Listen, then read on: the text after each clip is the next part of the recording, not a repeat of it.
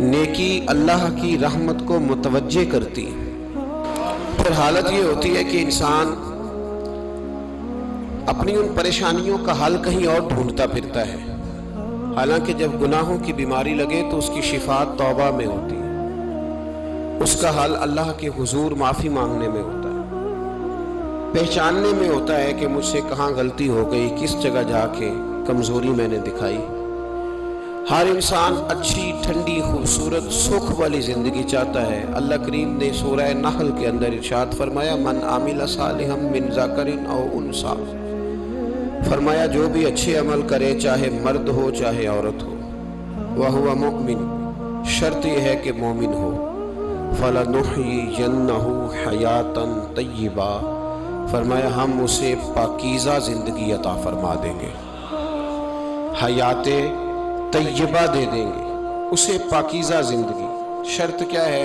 من عاملہ صالحا، نیک عمل کرے۔ کون سے عمل کرے؟ اٹھنا بیٹھنا، کھانا پینا، چلنا سونا جاگنا محتاط ہو اس کا، وہ نیکی کرے۔ قرآن پاک کے لفظوں کے حسن پر غور فرمائیے گا، فرمایا فَلَنُحْيِيَنَّهُ حَيَاةً طَيِّبَةً، ہم ضرور اسے پاکیزہ زندگی عطا فرما دیں، صاف ستھری زندگی، معیاری زندگی، خوبصورت شب و روز، آئیڈیل زندگی جس کو لوگ کہیں گے، وہ والی زندگی اسے دیں گے۔ اور دوسرے مقام پر سورہ طٰہٰ کی آیت نمبر 124 میں فرمایا وَمَنْ أَعْرَضَ عَنْ ذِكْرِي، جو ہمارے ذکر سے منہ پھیرے گا، جو ہمارا کھا کے چہرہ کسی اور طرف کرے گا، جو چلے گا ہماری زمین پر لیکن توجہ کسی اور طرف ہوگی، آسمان کی چھت ہماری بنائی ہوئی لیکن اس کے خیالات کہیں اور ہوں گے، فَإِنَّ لَهُ مَعِيشَةً ضَنْكًا، فرمایا ہم اسے تنگ زندگانی عطا کر دیں گے، اس کی زندگی تنگ ہو جائے گی، اس کی معیشت تنگ ہو جائے گی۔ گناہ زندگی کو تنگ کر دیتے ہیں، نیکی زندگی میں آسانی پیدا کرتی ہے۔ آپ کو اگر زندگی میں سکون چاہیے ہو تو آپ کسی غریب کی خدمت کر کے دیکھیں، اللہ کتنا سکون عطا کرتا ہے۔ آپ بڑے پاورفل بھی ہیں، بڑے طاقتور بھی ہیں اور بڑے باوقار بھی ہیں، لیکن کسی کو گالی دے کے آپ کا دل کبھی ٹھنڈا نہیں ہوگا، تکلیف ہوگی، اس کے اندر آزمائش ہوگی۔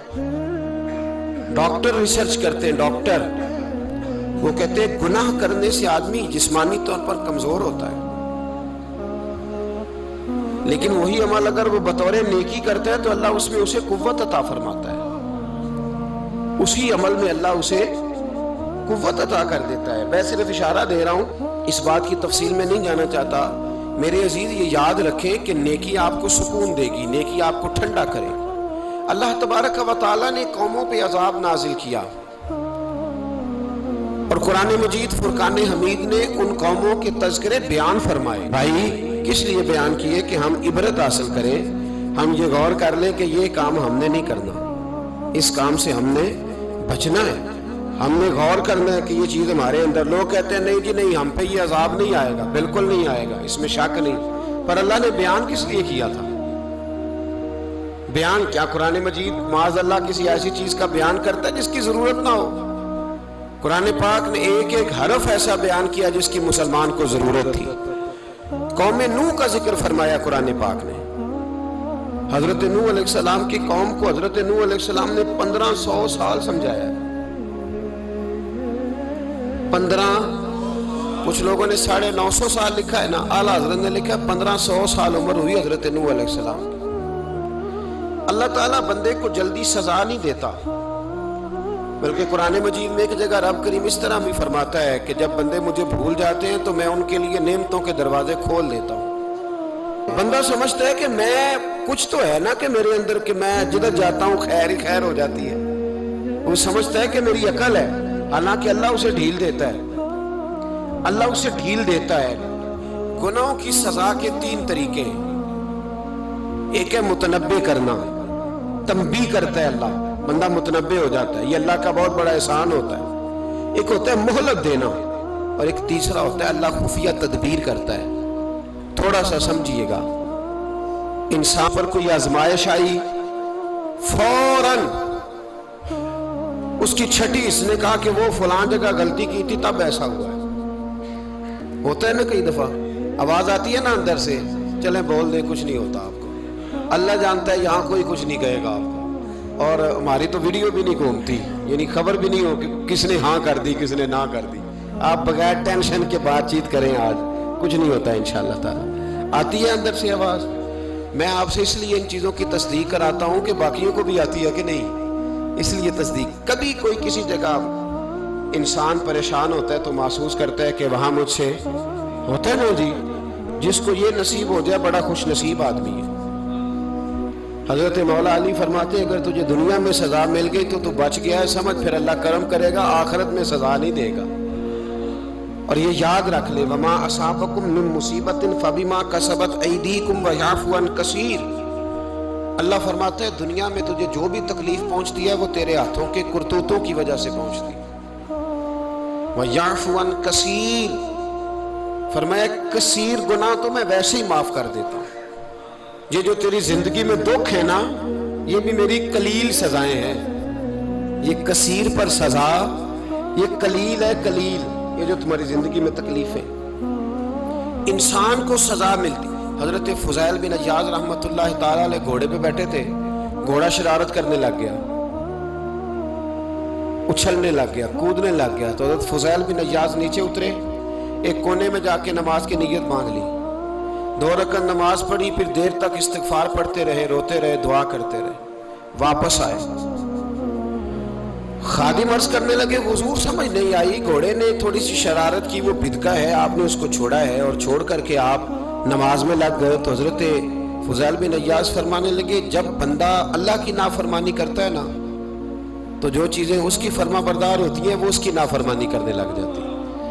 تو مجھے محسوس ہوا تھا کہ میں نے کہیں اللہ کی نافرمانی کی ہے، اس لیے ایسا ہوا ہے کہ میرے گھوڑے نے میری، تو میں توبہ کرنے لگا ہوں. اور اب دیکھتا ہوں بیٹھ کے بھلا کیا ہوتا ہے. میں نے سچی توبہ، حالانکہ مجھے یاد نہیں کہ میں کہاں بولا، پر کھری اور سچی توبہ کی.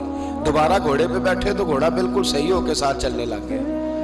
میرے بھائی جب یہ تنبیہ ہے اللہ کی طرف سے، یہ متنبہ کیا جاتا ہے کہ تو بعد آ جا. بہت ساری جگہوں پہ انسان کو وقتی طور پر اگر سزا مل جائے، نبی پاک علیہ السلام کی خدمت میں ایک صحابی آئے، بات مضبوط کر دوں، واقعہ سنایا ہے نا تو کچھ لوگ سمجھتے ہیں کہ یہ واقعہ ہے، تو میں ایک حدیث پاک امام بہقی کی لکھی ہوئی عرض کرتا ہوں. نبی پاک علیہ السلام کے ایک صحابی آئے اور ان کا سر پھٹا ہوا تھا، خون بہ رہا تھا. سرکار نے فرمایا کیا ہوا؟ عرض کی حضور ایک عورت جا رہی تھی، میری نظر پڑی، ابھی نظر پڑی ہے کہ میرے آگے ستون آ گیا تو میرے سر پہ لگ گیا. نبی پاک صلی اللہ علیہ وسلم نے فرمایا تیرے لیے خوشخبری ہے، اگر دنیا میں تیری غلطی کی تجھے سزا ملی ہے تو پھر رب تجھے قیامت میں سزا نہیں دے گا. پھر اللہ قیامت میں سزا، بعض گناہ ایسے ہیں جن کی یہاں بھی سزا ملے گی اور وہاں بھی ملے، لیکن میرے بھائی پہلی بات یہ ہے کہ اللہ تعالیٰ اس غلطی کی یہی سزا دے لے اور دعا فرمائے اللہ تبارک و تعالیٰ یہاں بھی معافی عطا فرمائے، وہاں بھی معافی عطا فرمائے، اللہ درگزر ہی فرمائے. لیکن میرے بھائی ایک تو یہ سزا، ایک سزا یہ ہوتی ہے کہ انسان جب گناہ کرنے لگتا ہے تو اللہ نعمتوں کے دروازے کھولتا ہے، مہلت دیتا ہے. 500 سال تک فرعون کو مہلت دی. کتنے؟ یہاں جو 5 سال حکومت کر لیتا ہے وہ کہتا ہے سب سے قابل میں ہی ہوں، مجھے مہلت بھی ملی ہوئی ہے.